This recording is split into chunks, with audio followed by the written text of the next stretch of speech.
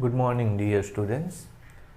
આજે આપણે આ ચેપ્ટર નંબર 3 કે જેમાં વિદ્યુત પ્રવાહ, અવરોધોના નેટવર્ક વગેરેની વાત કરી હતી, છેલ્લે ઉપકરણોની વાત કરી હતી, એ બધા આજે આ લેક્ચરમાં બધું પતી જશે આપણે, બરાબર. એટલે આગળના લેક્ચરથી હવે આપણે નવું ચેપ્ટર શરૂ કરશું, બરાબર. મેં ગઈ વખતે તમને એમીટર, વોલ્ટમીટર એની કેલ્ક્યુલેશન્સ થોડી શીખવાડી હતી. એની સાથે મેક્સિમમ પાવર ટ્રાન્સફર કેવી રીતે થાય એ પણ સમજાવ્યું હતું. એક આપણે દાખલો લઈ લઈએ જે પૂછાયો તમારા ધ્યાનમાં હમણાં જ આવ્યો. તો મહત્તમ પાવર ટ્રાન્સફર માટે એક આવો પ્રશ્ન પૂછાયેલો હતો. હું સીધી આકૃતિ જ દોરું છું, બરાબર. એમાં આવું દોરેલું છે.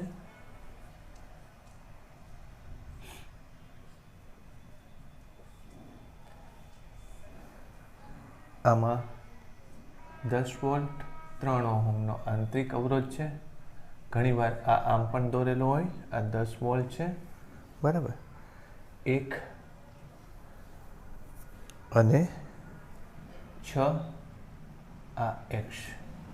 હવે તમને એમ પૂછેલું છે કે xની કિંમત શું થાય જ્યારે પાવર ટ્રાન્સફર અથવા તો P આઉટ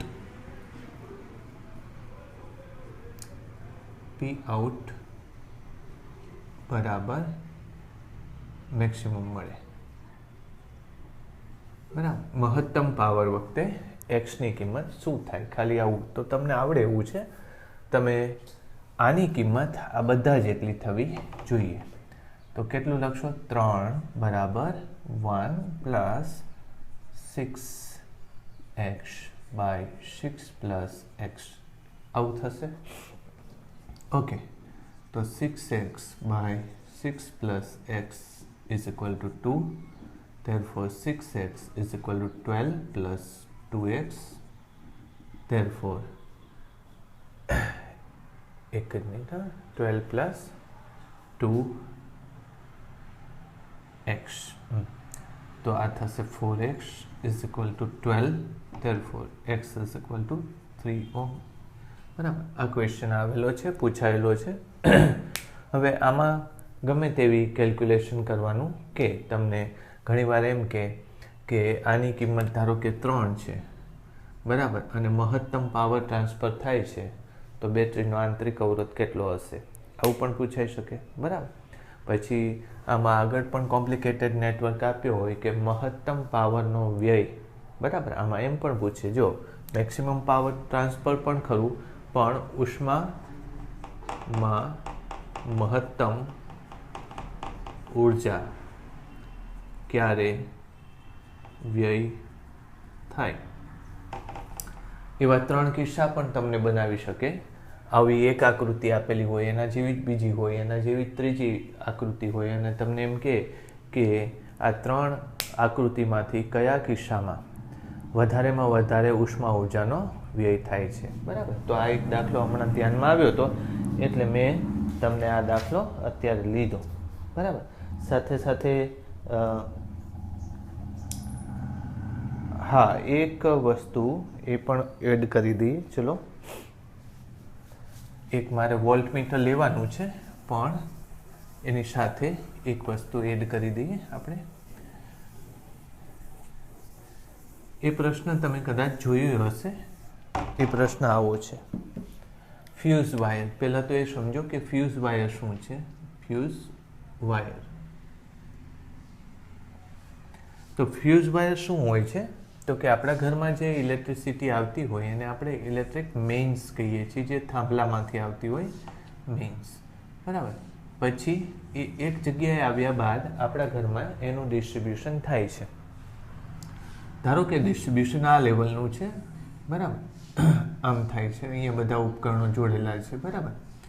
ઓકે, તો આ ઉપકરણોમાં ધારો કે અવરોધ ઓછો થઈ જાય તો આની અંદર પ્રવાહ વધી જાય, અને પ્રવાહ વધશે તો એનો ઉષ્મા ઉર્જા વધી જશે, આ સૂત્ર પ્રમાણે.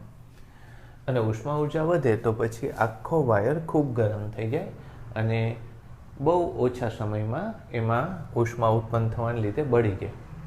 એટલે આપણે શું કરીએ છીએ કે અહીંયા એક પાતળો વાયર જોડી દઈએ છીએ, ખૂબ પાતળો વાયર, અને જેનું ગલન બિંદુ આમ તો કેવો પાતળો અને એનું ગલન બિંદુ ઊંચું હોય, નીચું હોય ગલન બિંદુ નીચું હોય તેવા પદાર્થનો ખૂબ જ પાતળો વાયર જોડીએ છીએ, એને કહેવાય છે ફ્યુઝ. હવે આને લીધે થાય છે શું? તો પાતળો વાયર એ તો સમજશું આપણે, થિયરીનો યુઝ કરીને પ્રૂવ કરશું.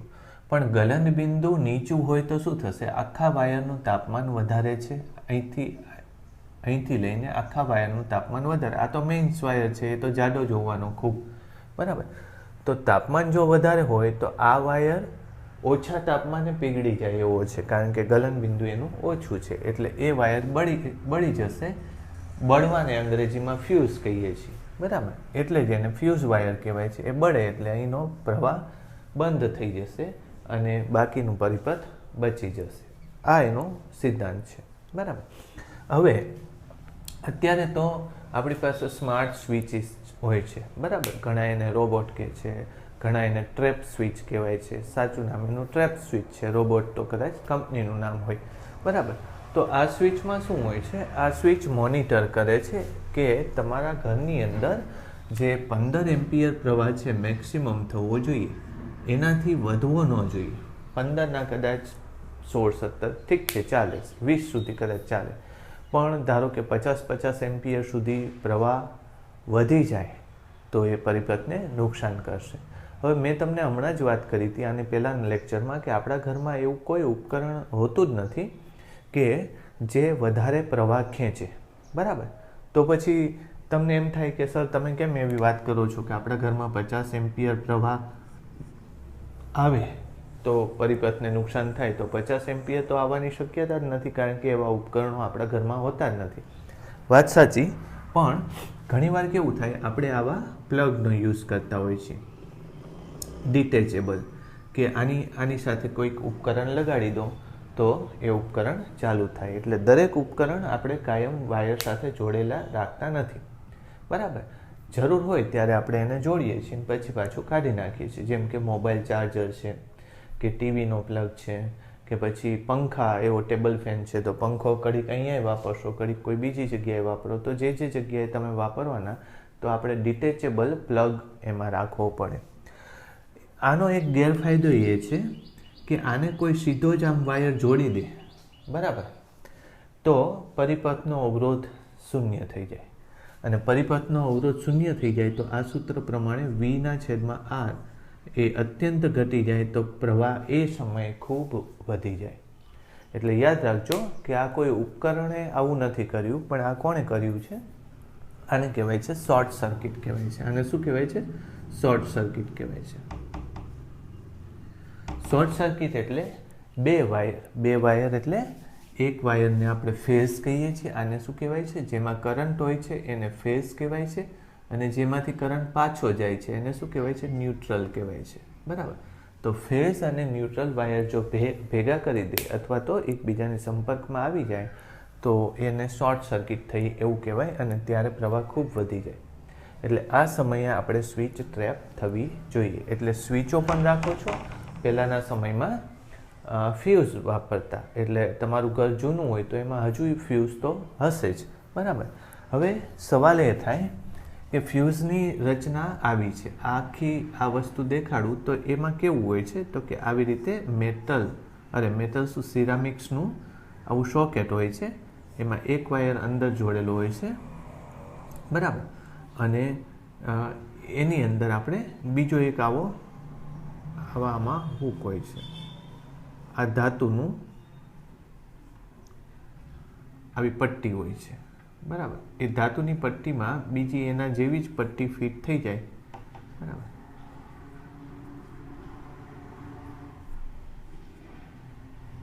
આ પટ્ટીમાં બીજા એના જેવી જ પટ્ટી ફિટ થઈ જાય એવો એક બીજો ભાગ હોય છે, આ પટ્ટી આમ તમે અંદર દાખલ કરો એટલે એમાં બરાબર ફિટ થઈ જશે અને આને આપણે એક વાયર દ્વારા જોડી નાખીએ છીએ એ જ ફ્યુઝ છે એટલે આને તમે ઇન્સર્ટ કરી નાખશો એટલે અહીંયા એ વાયર આમ જોડાઈ ગયું એટલે અહીંથી કરંટ આમ જશે અને આમ આવતો રહેશે આ સિરામિક્સ એટલે કે કપરકાબી જેનાથી બને એવા પદાર્થનું બનેલું હોય એટલે એ અવાહક છે અને તાપમાન ઊંચું સહન કરી શકે છે એટલે ફ્યુઝ વાયર આની અંદર આવી ગયો હોય હવે સવાલ એ થાય કે આ વાયર કેટલી લંબાઈનો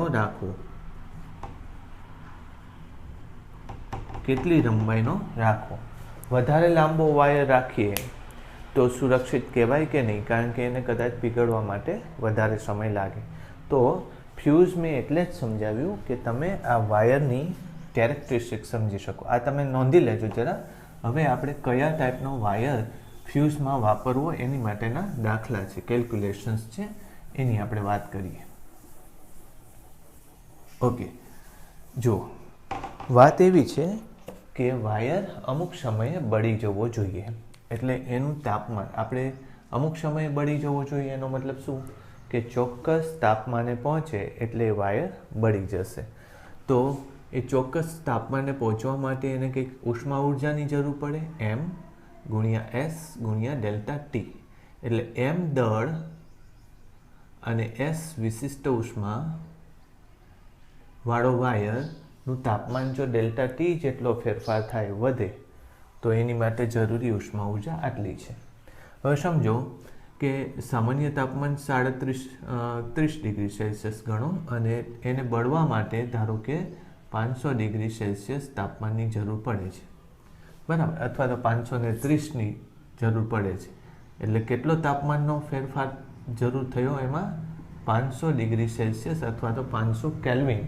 તાપમાનનો ફેરફાર જરૂર પડ્યો તો એ આમાં મૂકી શકાય પછી જે પદાર્થ તમે વાપરો છો એની વિશિષ્ટ ઉષ્મા તમને ખબર હોય બરાબર હવે એમ તમને ખબર આમ તો વાયર હોય એનું વજન કરી શકો પણ વાયરનું વજનની સાથે એની કદ અને લંબાઈ પણ લેવી પડે એટલે હું અહીંયા એ લખી નાખું જો આ સૂત્ર એક છે દળ એટલે એની ઘનતા ગુણ્યા કદ એવું લખાય હવે વાયર કેવો વાપરવાના છો તમે આવો નળાકાર જેવો વાપરવાનો છે L લંબાઈનો અને 8 કેટલું છે a બરાબર ઓકે તો અહીંયા ઘનતા તો એમને રાખશો ઘનતાને રો લખવી તો રો લખો ડી લખવી તો ડી લખો a ગુણ્યા L આમ લખાય એટલે એને જરૂરી ઉષ્મા ઉર્જા એમની જગ્યાએ શું લખી નાખો ડી ઘનતા a L પછી s ડેલ્ટા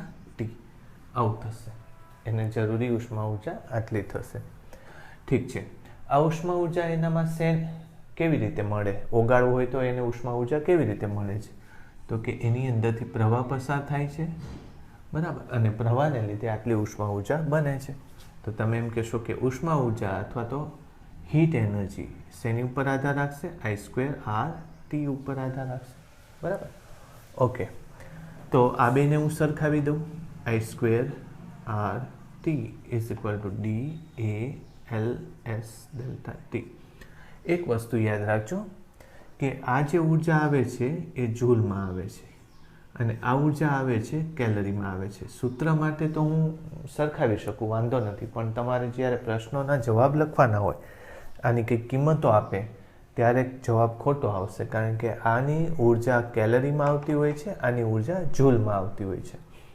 તો જૂલમાંથી કેલરીમાં કન્વર્ટ કરવું હોય તો ભાગ્યા જે અહીંયા કરવું જોઈએ અને કેલરીમાંથી જૂલમાં કન્વર્ટ કરવું હોય તો અહીંયા ગુણ્યા જે કરવું જોઈએ તો જે બરાબર 4.2 જૂલ પર કેલરી આવું છે જે બરાબર 4.2 જૂલ પર કેલરી એટલે જો અહીંયા ગુણવું હોય તો ગુણવાનું નહીં તો વાંધો નહીં અહીંયા જે ગુણ્યું છે મેં બરાબર ઓકે ચાલો હજુ આને હું I² પછી આરને શું લખી લઉં ઘનતા લંબાઈ a આ શું મેં કર્યું જોવો જોઈએ આરને શું લખ્યો કે એની ઘનતા બરાબર અરે ઘનતા નહીં સોરી અવરોધકતા લંબાઈ a પછી T J D A L S delta T આવું થશે બરાબર.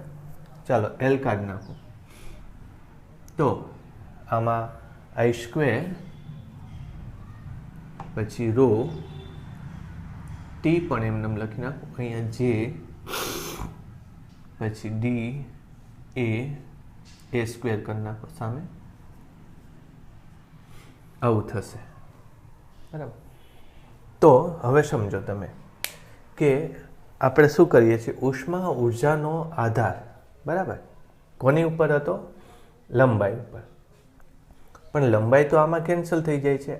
આઈના પ્રમાણે જો તમે વિચાર કરતા હોય, પ્રવાહથી તમે લેવાના હોય તો લંબાઈ એમાં કેન્સલ થઈ જાય છે. તો એ લંબાઈ ઉપર આધારિત નથી. કોની ઉપર આધારિત છે, આઈ સ્ક્વેર ગુણ્યા ટી ચલે છે એ સ્ક્વેર. પહેલાં તો હું આ લખી નાખું બરાબર. એટલે હું બે તાર વાપરું, એક આ છે અને એક આ છે. તો એનું આડછેદનું ક્ષેત્રફળ એ જો સમાન હોય તો આ વાયર જો 1 સેકન્ડમાં 20 એમ્પિયર માટે બળી જતો હોય તો આ વાયર પણ 1 જ સેકન્ડમાં 20 એમ્પિયર માટે જ બળી જશે.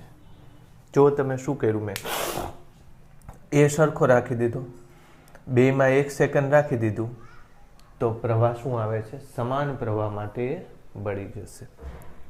ઓકે, એક બીજી વાત કરીએ કે તો પછી આમ લખી શકાય, જો સરખો સમયમાં વાયરને બળી જાય એવું વિચારવું હોય, ભલે એની લંબાઈ નહીં, તો એનો આધાર કોની ઉપર રહે છે, પ્રવાહ ઉપર. એટલે વાયર કેટલા પ્રવાહે બળી જશે એનો આધાર એની આડછેદના ક્ષેત્રફળ ઉપર આધાર રાખે છે. અથવા તો વાયર કેટલા પ્રવાહે બળી જશે એનો આધાર ત્રિજ્યાના વર્ગ ઉપર હોય છે. આ મેં ખૂબ અગત્યની વાત તમને કરી. તમને આવું તો પૂછાય છે કે ફ્યુઝનો વાયર લાંબો કે ટૂંકો રાખવાથી શું ફેર પડે, તો કંઈ ફેર નહીં પડે જો તમે એનું આડછેદનું ક્ષેત્રફળ નહીં બદલો તો. ફ્યુઝનો વાયર જો તમે એની ત્રિજ્યા વધારશો, ધારો કે ત્રિજ્યા બમણી કરીએ તો એ કેટલા પ્રવાહને ખમી શકે, તો ત્રિજ્યા બમણી કરશો એટલે અહીંયા 4 આવશે, તો એ 4 ગણા પ્રવાહને ખમી શકશે. એટલે એ બળી જતો હશે, ધારો કે 20 એમ્પિયર પ્રવાહ એ બળી જતો હશે તો એ 20નું 4 ગણું એટલે કે 80 એમ્પિયર પ્રવાહ સુધી ટોલરેટ કરી શકશે. એટલે તમે નોટ કર્યું હોય ને તો આપણા ઘરમાં જે મેઇન લાઈન આવતી હશે એ મેઇન લાઈનના વાયર જાડા હશે, પણ આપણા ઘરના વાયર થોડા પાતળા વાપરશું આપણે. એનું શું કારણ છે કે આપણા ઘરના વાયરો બળી જાય તો ચાલે, પણ મેઇન લાઈનને કંઈ નુકસાન થવું ન જોઈએ. એટલે થાંભલાના વાયર જે હોય એ જાડા રાખીએ, કારણ કે તમે બમણું જો એની જાડાઈ કરશો તો 4 ગણો વધારે પ્રવાહ એ સહન કરી શકશે. એટલે સમજો કે તમારા ઘરના વાયર કરતાં બહાર થાંભલાનો વાયર જે છે એ આમ જોવા જઈએ તો ત્રિજ્યા એની લગભગ 5 ગણી જેટલી તો ગણવાની બરાબર. તો 25 ગણો વધારે પ્રવાહ જો થાંભલાના વાયરમાંથી પસાર થશે તો એને વાંધો નહીં આવે. આ કેલ્ક્યુલેશન સમજાઈ ગઈ? કારણ કે આવી કેલ્ક્યુલેશન ઘણીવાર આવતી હોય છે. આ મેં આખું ફ્યુઝ વાયરની કેલ્ક્યુલેશન કરી. આ તો પૂછાય છે ઘણીવાર કે તારની ફ્યુઝ વાયરની લંબાઈમાં વધારો કરવાને લીધે કંઈ ફ્યુઝ વાયરના બળવામાં કે સમયમાં ફેર પડે, તો નહીં ફેર પડે જ્યાં સુધી તમે એની ત્રિજ્યા નહીં બદલી હોય. તો 1 મીટર લંબાઈની જગ્યાએ 100 મીટર લંબાઈનો તાર વાપરશો તો એ જ ટાઈમે બળી જશે. એનો આધાર રહે છે આરના વર્ગ ઉપર. ચાલો, એટલે એ એક ફ્યુઝ વાયરની ચર્ચા બાકી હતી. હવે એમીટર વાળું બાકી છે, એ પૂરું કરી નાખીએ.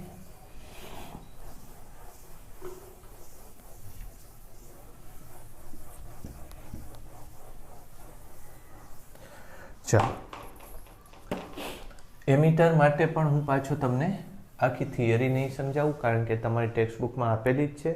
પણ ગેલ્વેનોમીટરનો જ્યારે તમે એમીટરમાં યુઝ કરવાના હોય ત્યારે અમુક બાબતો સમજજો તમે કે એક અવરોધ હશે વોલ્ટમીટર, બરાબર, સોરી એમીટર નહીં પણ વોલ્ટમીટર, એમાં અમુક અવરોધ હશે અને ધારો કે તમે આના બે છેડા વચ્ચેનો વોલ્ટેજ જાણવા માંગો છો તો એ કંઈ નવું નથી. શું કામ? કારણ કે આ જ વોલ્ટેજ ત્યાં આવવાનો છે. શું કામ આવશે? જો વીના છેદમાં આર એટલે પ્રવાહ, પ્રવાહ કેટલો? વીના છેદમાં આર, અને એનો વોલ્ટેજ કેટલો? તો કે આઈ ગુણ્યા એ આર, તો વીના છેદમાં આર ગુણ્યા આર એટલે એટલો જ વોલ્ટેજ ત્યાં આવે. આનો આ જ આવી જાય. એટલે આને ઘણીવાર અહીંયા એક બીજો અવરોધ મૂકીએ તો થોડુંક અર્થસભર છે કે આનો વોલ્ટેજ શું થાય, કારણ કે ત્યારે પ્રવાહ શું આવશે? આર ગુણ્યા આર ડેશ આવો થશે. એટલે બરાબર. ચાલો હવે એ તો બધું બરાબર છે, પણ મારે વોલ્ટેજ માપવો છે આના બે છેડા વચ્ચે. તો મુશ્કેલી પાછી એની એ જ છે. શું કે ગેલ્વેનોમીટર જ્યારે એમાં ઉમેરીએ છીએ ત્યારે એ પોતાનો અવરોધ એમાં ઉમેરી દે છે, એટલે મપાતો વોલ્ટેજ બદલાઈ જાય છે. આ પહેલી વાત. બીજી વાત શું કરશો કે ગેલ્વેનોમીટર પોતે સેન્સિટિવ ઉપકરણ છે, સંવેદનશીલ ઉપકરણ છે, એટલે એની અંદરથી જો ભૂલે ચૂકે વધારે પ્રવાહ પસાર થઈ જાય તો એ બળી જવાનું છે. એટલે એ જ વસ્તુ આમાં લાગુ પડે છે. પછી તો એના ભાગરૂપે તમે શું કરો છો? આનો સુધારો કરવો હોય તો કે ગેલ્વેનોમીટરની સાથે એક આપણે શ્રેણીમાં અવરોધ જોડવાનો. આખી થિયરી હું નથી સમજાવતો, શ્રેણીમાં અવરોધ જોડવાનો, અને એ અવરોધ આરએસ જો હોય તો એની કિંમત ઘણી ઊંચી રાખવાની, જેથી કરીને પરિણામે આખા ભાગનો અવરોધ વધી જાય છે. બરાબર, ઓકે. એનું સૂત્ર પણ છે, પણ હું એ સૂત્ર નથી લખતો. તો હવે તમારે ધારો કે આ બે ભાગ વચ્ચેનો અવરોધ માપવાનો છે, વોલ્ટેજ માપવાનો છે, તો એ વોલ્ટેજ બરાબર શું થશે? તો કે આઈજી ગુણ્યા આરએસ પ્લસ જી આવું થશે. બરાબર. હવે તમે જો મેં એક સૂત્ર તમને આની પહેલાં આપેલું કે આઈ બરાબર આઈજી, પછી શું લખ્યું હતું? 1 પ્લસ જીના છેદમાં એસ, આવું શીખવાડ્યું હતું મેં તમને. એટલે કે ગેલ્વેનોમીટરમાં જે મહત્તમ પ્રવાહ તમે પસાર કરી શકો છો, અથવા તો ગેલ્વેનોમીટર એમનેમ સીધો જે મહત્તમ પ્રવાહ માપે છે એની સરખામણીમાં તમારે કેટલા ગણો વધારે પ્રવાહ માપવો છે. તો જેટલા ગણો વધારે પ્રવાહ માપવો હોય, અથવા તો એ ભાગ 1 પ્લસ જીના છેદમાં એસ છે. એ ભાગ મેં પાછો તમને સમજાવેલો છે કે જો પ્રવાહ આ બે વચ્ચેનો તફાવત ખૂબ મોટો હોય તો આના કરતાં આ જેટલા ગણો હોય એટલા જ ગણો જી એસ કરતાં મોટો હોવો જોઈએ, અથવા તો એટલામાં ભાગનો અવરોધ તમારે સંત તરીકે જોડવાનો. આવું મેં શીખવાડ્યું હતું. તો આમાં પ્રવાહ બે જગ્યાએ હતું, બરાબર, જ્યારે આમાં એવું કંઈ આવતું નથી. પણ જો સમજીએ આપણે, હું આમાંથી જો જી બહાર લઈ લઈશ તો શું થશે? જી બહાર લઈ લઉં તો આને પહેલાં લખું એટલે 1 પ્લસ આરએસના છેદમાં જી થાય આવું. તો ઇઝ ઇક્વલ ટુ આ શું થઈ જશે? વીજી. વીજી એટલે શું એ સમજાવું તમને. ગેલ્વેનોમીટરનો અવરોધ કેટલો છે? જી છે, અને એમાંથી મહત્તમ પ્રવાહ કેટલો પસાર થાય છે? આઈજી. તો ગેલ્વેનોમીટરના બે છેડા વચ્ચે વોલ્ટેજ કેટલો મપાશે ત્યારે? એ સમયે કેટલો વોલ્ટેજ હશે? વીજી. તો એનો મતલબ એમ કે ગેલ્વેનોમીટર સીધો જ જે વોલ્ટેજ પોતાનો જ માપી શકે, બરાબર, પોતાના બે છેડા વચ્ચે સીધો વોલ્ટેજ જે માપી શકવાનું છે, કેવી રીતે માપી શકે? તો એ પણ હું કહું તમને.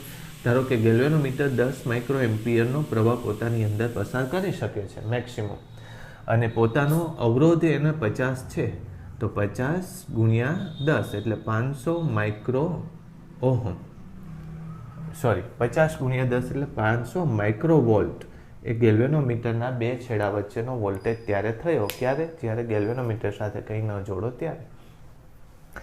ઓકે. તો ગેલ્વેનોમીટર આમ કહી શકાય ને કે આઈજી એટલે ગેલ્વેનોમીટરમાંથી મહત્તમ પસાર કરી શકાતો પ્રવાહ. તો વીજી એવું એક અલગ નામ આપી દઈએ તો ગેલ્વેનોમીટરના બે છેડા વચ્ચેનો મહત્તમ વોલ્ટેજ. બસ.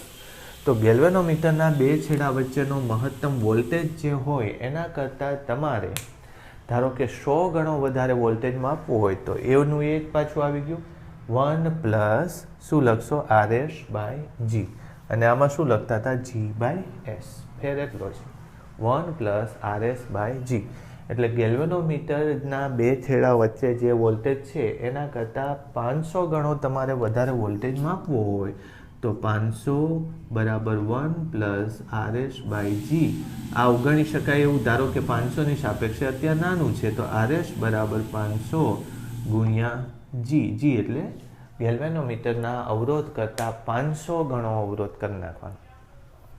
મેં બંને વસ્તુ તમને યાદ રહે, સમય બગડે નહીં અને વધારે લખાણ કર્યા વગર તમે સીધો જ જવાબ આપી શકો એ રીતે સમજાવ્યું.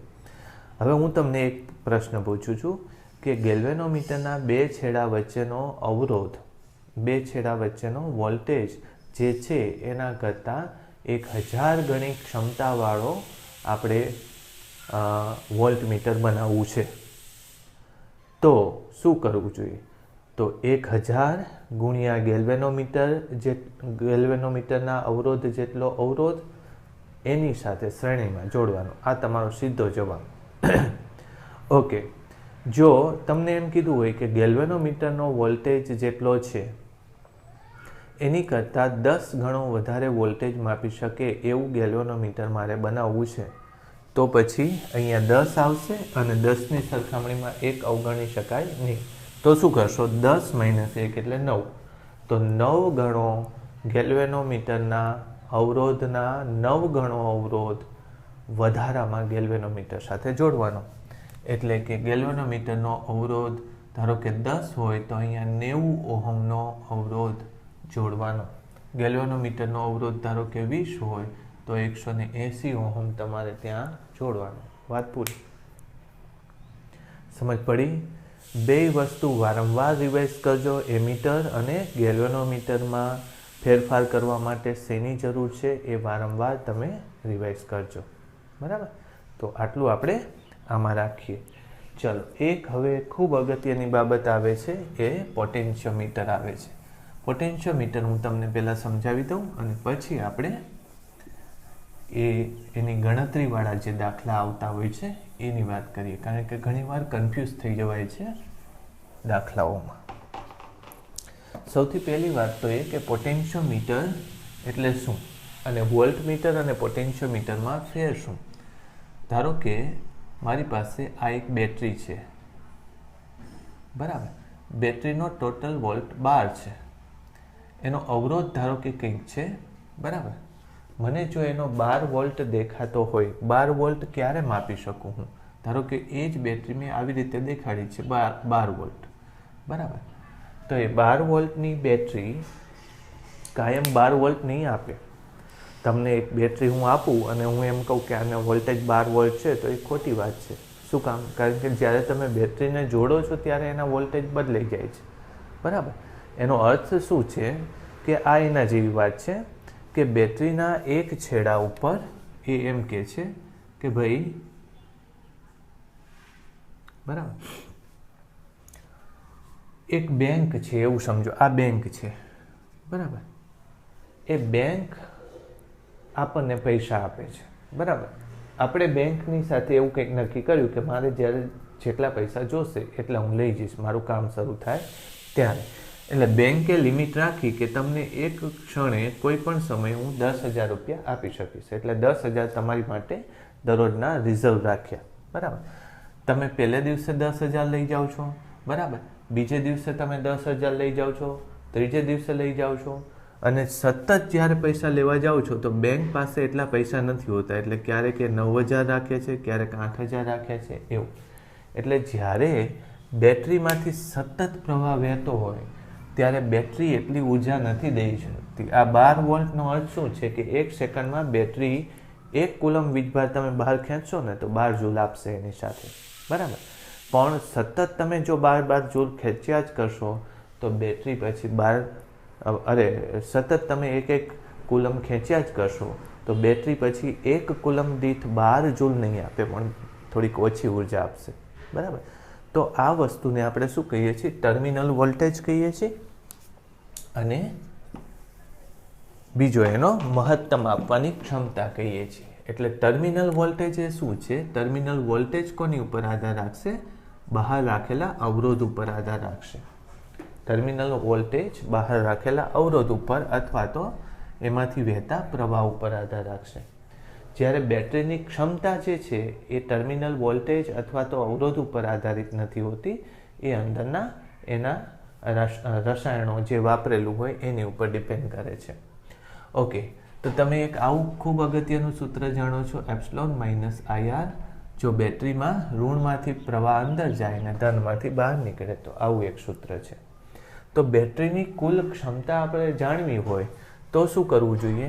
તો કે આ પ્રવાહ કેવો કરી નાખવો જોઈએ? ઝીરો કરી નાખવો જોઈએ અથવા તો અવરોધ ઝીરો કરી નાખવો જોઈએ. બરાબર, અવરોધ ઝીરો નથી થતો એટલે પ્રવાહ ઝીરો કરવો પડે. અને જો પ્રવાહ ઝીરો થઈ જાય, આમાં પ્રવાહ ન વહેતો હોય, તો તમે જે બેટરીનો વોલ્ટેજ માપશો એ એની મહત્તમ ક્ષમતા થશે. બરાબર. હવે મુશ્કેલી એ છે કે જ્યારે વોલ્ટમીટર તમે આમાં જોડો છો, બરાબર, આના વોલ્ટેજ માપવા માટે અથવા તો આના વોલ્ટેજ માપવા માટે, આ બેટરીના વોલ્ટેજ ધારો કે 12 વોલ્ટ મારે માપવા છે, મને ખબર નથી કેટલા વોલ્ટ છે, તો બેટરીના વોલ્ટેજ હું 12 વોલ્ટ માપવા માટે વોલ્ટમીટર જોડું તો વોલ્ટમીટરમાંથી પ્રવાહ પસાર થાય છે, એટલે બેટરીમાંથી પણ એ પ્રવાહ પસાર થયો. બેટરીમાંથી પ્રવાહ પસાર થયો તો એ ટર્મિનલ વોલ્ટેજ આપશે તમને, આ નહીં આપે. બરાબર. એટલે બેટરીની ક્ષમતા સાચી આપણે ચકાસવી હોય તો આપણે શું કરવું પડે છે? આપણે એનો પ્રવાહ શૂન્ય કરવો પડે.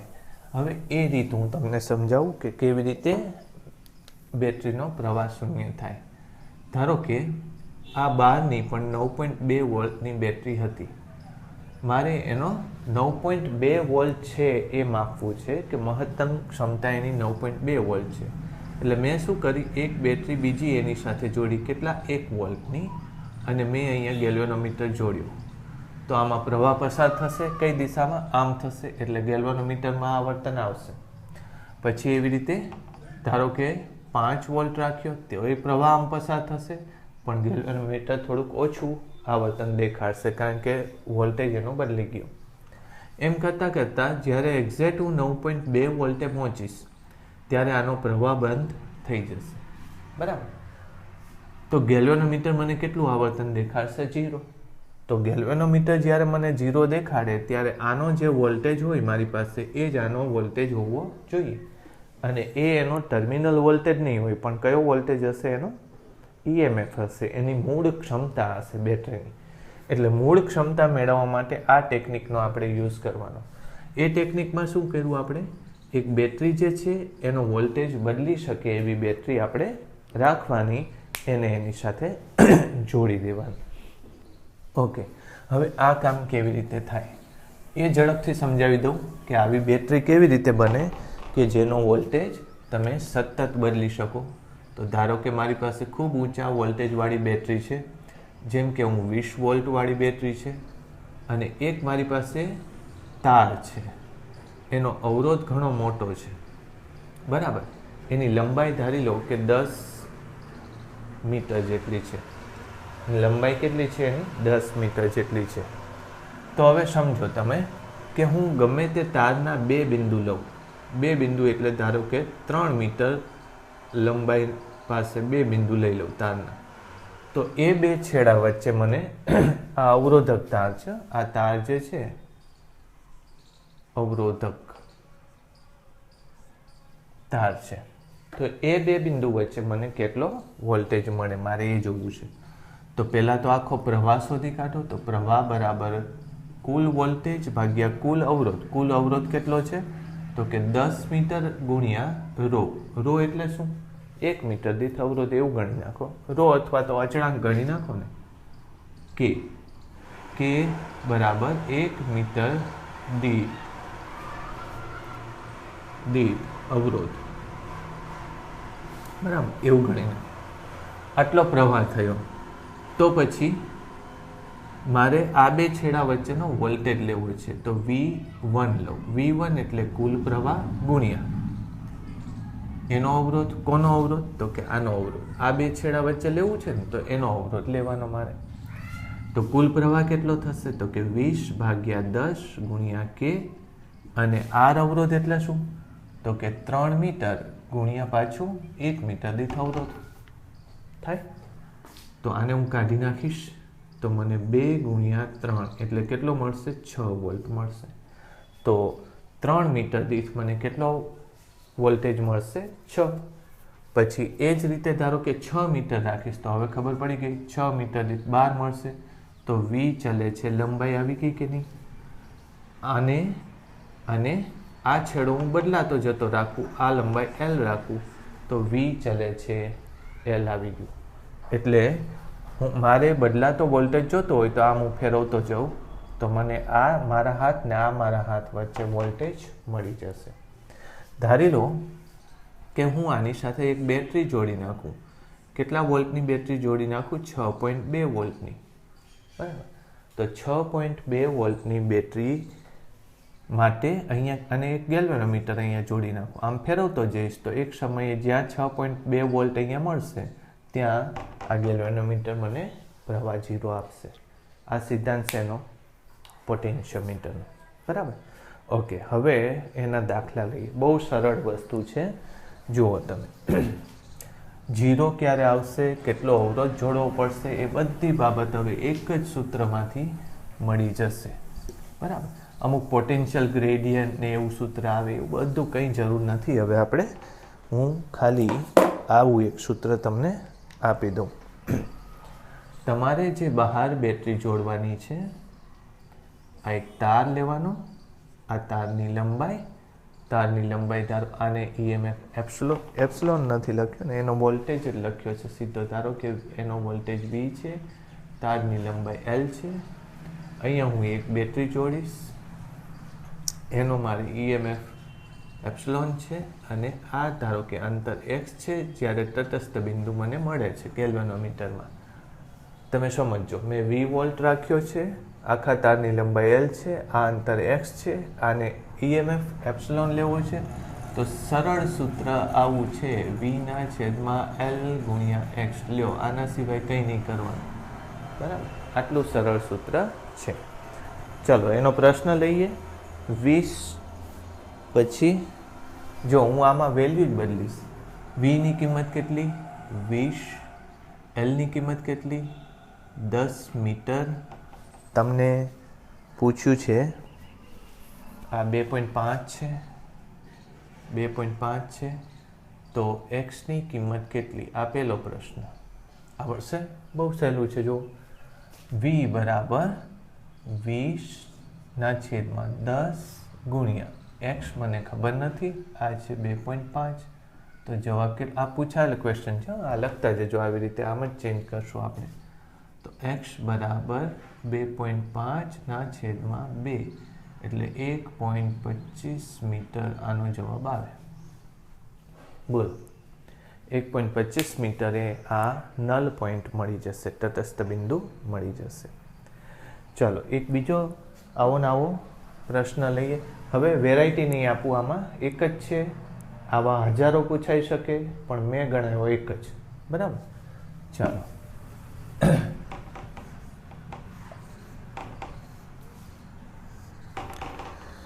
ચાલો 48 આ છે 48. ઓકે, આ 10 મીટર છે. બરાબર.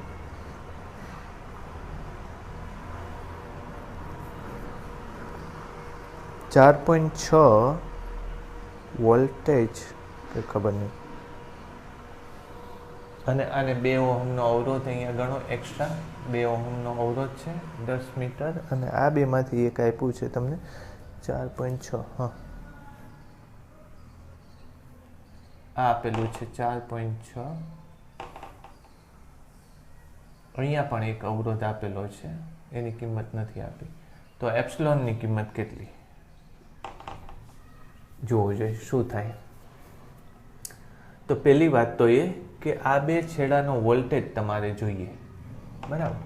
એ વોલ્ટેજ લેવા માટે આનો પણ વોલ્ટેજ ગણવો પડે. આમાં કેટલો વોલ્ટેજ ડિસિપેટ થઈ ગયો. એટલે પહેલાં તો જુઓ તો આનો પ્રવાહ ગણો. બરાબર. પ્રવાહ કેટલો થાય છે?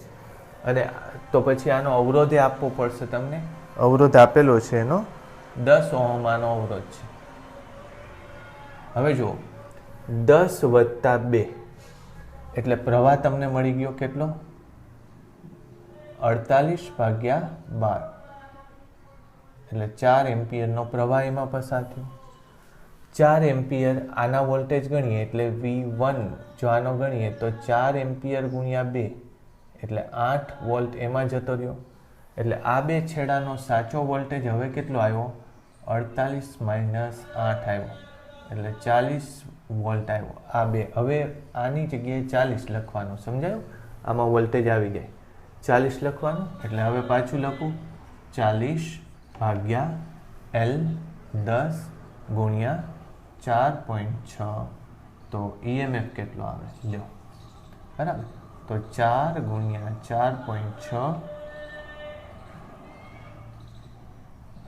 એક મિનિટ, 6 ચોક 24 18.4 વોલ્ટ આવે. કોનો? આનો 18.4 વોલ્ટ આવે. તમને એમ થાય કે અહીંયા અવરોધ લગાવ્યો છે એનું મૂલ્ય જરૂર પડે કે ન પડે? ન પડે. શું કામ? કારણ કે આમાંથી તો પ્રવાહ પસાર જ નથી થતો, તો આ અવરોધનું કંઈ કામ નથી. અહીંથી પ્રવાહ પસાર થાય તો આ અવરોધ હોય કે ન હોય ફેર પડે. આમાં હોય જ છે અવરોધ, છતાંય એનું, એટલે તો મેં તમને કીધું કે આનું EMF મપાય છે, એનો વોલ્ટેજ નથી મપાતો. શું કામ? એ વસ્તુ માટે તો આપણે પોટેન્શિયોમીટર નામનું સાધન લીધું. સમજ પડી? ઓકે, તો આ ક્વેશ્ચન પણ તમે કરી નાખજો એકવાર, બરાબર? ચાલો, હજી આપણે સુધારીએ. હજુ 1-2 પ્રશ્નો થઈ જાય. ચાલો, આ કાઢી જ નાખીએ. જોઈ લઈએ પેલા 20. આ છે હવે 20, બરાબર. આ છે 10 મીટરનું જ છે. આ 8 ઓહમનો અવરોધ આપી દીધો છે અને 2.4 આ છે 2.4, બરાબર. તો EMF કેટલો થાય? 2.4 એનો EMF છે, બરાબર. તો આ તમે મારા ખ્યાલથી કરી શકશો. જુઓ શું કરશો આમાં. 8 ને 2 10, 20 ભાગ્યા 2, 20 ભાગ્યા 10 એટલે અહીંયા આવશે 2, અહીંયા આવશે 2, બરાબર. પછી 2 ગુણ્યા 2 એટલે અહીંયા આવશે 4, 20માંથી 4 એટલે 16 આવશે આ, બરાબર. 16 ભાગ્યા તમારે લંબાઈ 10 ગુણ્યા 2.4 આ તમારે કરવાનું. લ્યો, કરી નાખશો. આ જે આવે એ આન્સર આ તમે કરી નાખજો, બરાબર. એટલે બીજો કેલ્ક્યુલેશન આવું છે. હા, એક વસ્તુ આપણે કરીએ કે તમે ધારો કે આમ લગાવ્યું હોય તો શું થાય? આમ લગાવ્યું હોય તો જુઓ જોઈએ. તો આનો વોલ્ટેજ 0 છે અને આનો વોલ્ટેજ વધારે છે, બરાબર.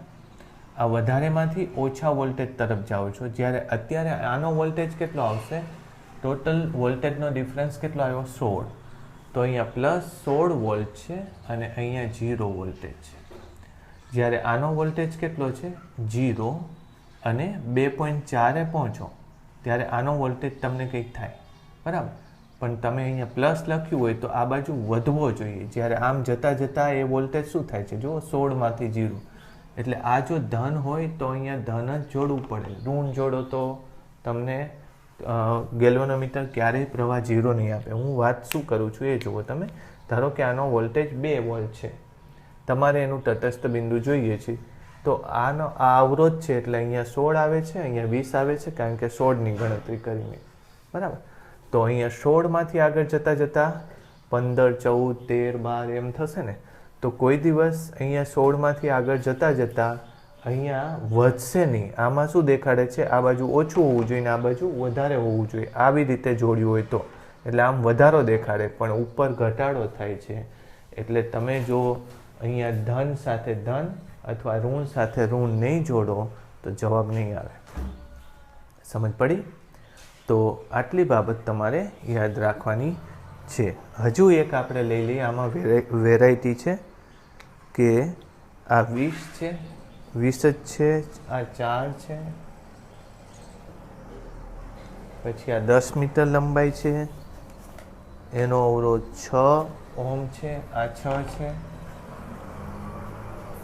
અને આ 15 વોલ્ટ છે. કેટલો છે આ અવરોધ? કાઢી નાખો.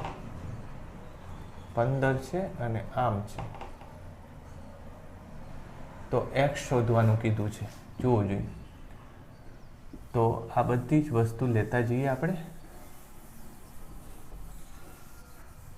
જો i કેટલો આવશે, તો i એટલે v એટલે 20, ટોટલ 6 ને 4 10, 2 એમ્પિયર i આવ્યો.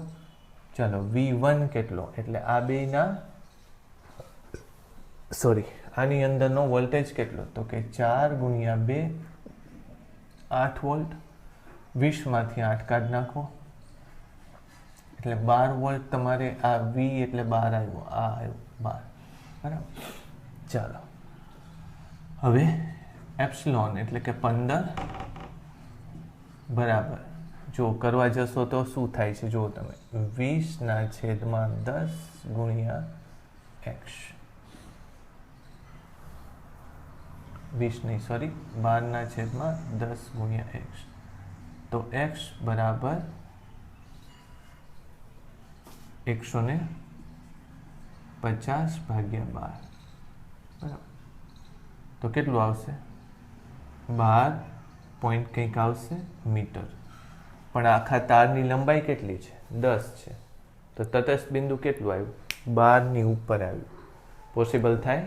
તો ન થાય. શું કામ ક્યારે ન થાય? તો કે આ બે છેડા વચ્ચેનો વોલ્ટેજ જ્યારે આના વોલ્ટેજ કરતાં નાનો હોય ત્યારે પોસિબિલિટી નથી. જો આ 15 છે અને તમારે આ બે છેડા વચ્ચે 12 આપવાનો છે, તો 12 વડે 15 તો કોઈ દિવસ મપાશે નહીં. વાત મારી સમજાણી? એટલે આ પોસિબલ નહીં થાય. એટલે આવામાં એવું આપ્યું હોય એક પણ નહીં અથવા તો નન ઓફ ધીસ, તો તમારે એ જવાબ આવે. આમાં તમે એમ લખો કે 12.6 કે એવું લખો તો એ જવાબ સાચો ન કહેવાય. શું કામ? કારણ કે તારની લંબાઈ જ 10 છે, તો 12 ક્યાંથી થાય? બરાબર. એટલે એ પ્રશ્નનો જવાબ ત્યારે કરી શકાય નહીં. ચાલો એકાદ બે દાખલા થોડુંક બાકી રહી ગયું છે, એ આવતા લેક્ચરમાં આપણે એડ કરી દઈશું અને પછી નવું ચેપ્ટર હું શરૂ કરી દઈશ. એટલે આ તમે 1, 2, 3 ચેપ્ટર પરફેક્ટ પૂરા થઈ ગયા. આપણે ખાલી પોટેન્શિયોમીટરમાં એક અવરોધવાળો સેક્શન આપણે બાકી રહ્યો, એ હું આવતા લેક્ચરમાં 10 મિનિટ એ વાત કરીને નવું ચેપ્ટર આપણે શરૂ કરી નાખશું. રાઈટ. હવે એના ચેપ્ટર્સ છે એ બધા ચેપ્ટર આપણે બહુ ઝડપથી પૂરા થતા જશે. બરાબર. એમાં અમુક છે ચેપ્ટર જે લેન્ધી છે. બરાબર. તો એ રીતે આપણે પ્લાન કરીને આગળ ચલાવશું. રાઈટ. Okay, thank you.